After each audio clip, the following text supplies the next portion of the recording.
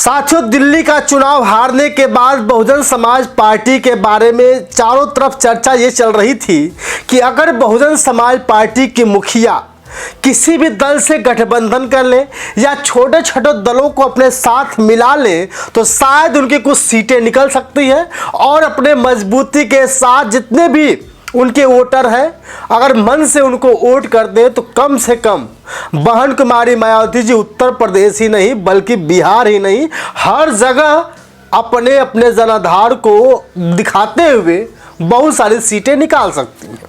जैसा कि लोग कह रहे थे कि अगर उत्तर प्रदेश में सरकार बहन जी की बनानी हो तो समाजवादी पार्टी से गठबंधन कर ले, सुभाषपा से गठबंधन कर ले और भी छोटे छोटे दल जैसे निषाद जी की पार्टी हो गई, एसएसपी हो गई और छोटे छोटे दलों से गठबंधन कर लेती हैं तो बहन कुमारी मायावती जी इस बार फिर से उत्तर प्रदेश की मुख्यमंत्री बनेगी और बन सकती है क्योंकि 27 में चुनाव बहुत मजबूती के साथ देखा जाना है। तो उससे पहले बहुत बड़ी खबर बिहार से चलकर आ रही है। जिस तरह से बिहार के चुनाव को लेकर दावा किया जा रहा था कि बहन कुमारी मायावती जी लालू यादव के बेटे तेजस्वी यादव के साथ किसी भी हाल में गठबंधन करके चुनाव लड़ेंगे।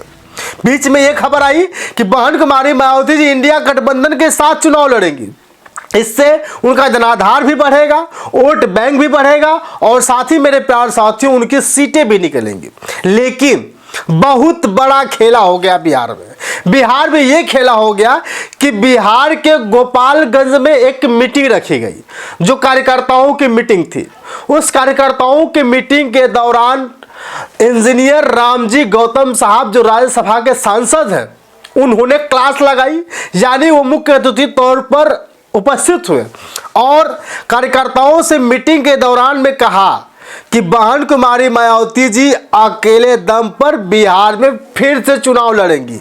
साथियों, जब ये खबर आई दिल्ली के बाद बिहार में भी बहन कुमारी मायावती जी चुनाव लड़ेंगी तब सबके होश ही उड़ गए और कहे कि बहन कुमारी मायावती जी अब भले ही मंच पर हाथ हिला लेती हूँ कि भैया मेरा जनाधार बहुत ज़्यादा है, लेकिन 243 सीटों पे बिहार में चुनाव जीतना बहुत ही मुश्किल हो जाएगा। लेकिन बहन जी का ऐलान है कि भैया मैं किसी से गठबंधन नहीं करूँगी, अगर गठबंधन करती हूं तो फिर वो क्या नुकसान होगा मुझे नहीं पता, लेकिन 243 सीटों पर बहन कुमारी मायावती जी का ऐलान हो चुका है कि वो अकेले दम पर बिहार में चुनाव लड़ेंगी। मेरे प्यारे साथियों, अब सोच लीजिए माननीय कांशीराम साहब कितनी कड़ी मेहनत किए थे।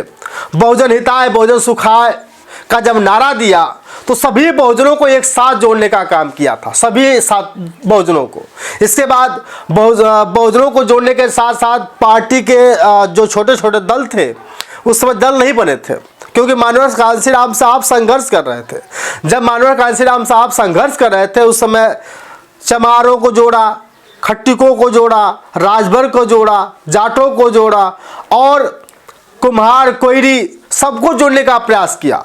और जोड़ने के बाद फिर क्या होगा आपने देखा, 4 बार उत्तर प्रदेश में सरकार बनती है और फिर मानवर साहब इस दुनिया को छोड़ के चले जाते हैं। फिर उसके बाद बहन जी के पार्टी का यानी बसपा का स्तर इस तरह से डाउन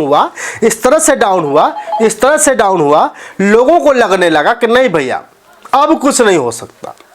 और देखा ही आपने हरियाणा का चुनाव में देखा क्या हुआ, चुनाव कुछ नहीं सीट निकली, दिल्ली में कुछ नहीं सीट निकली और मुंबई में सीट नहीं निकली।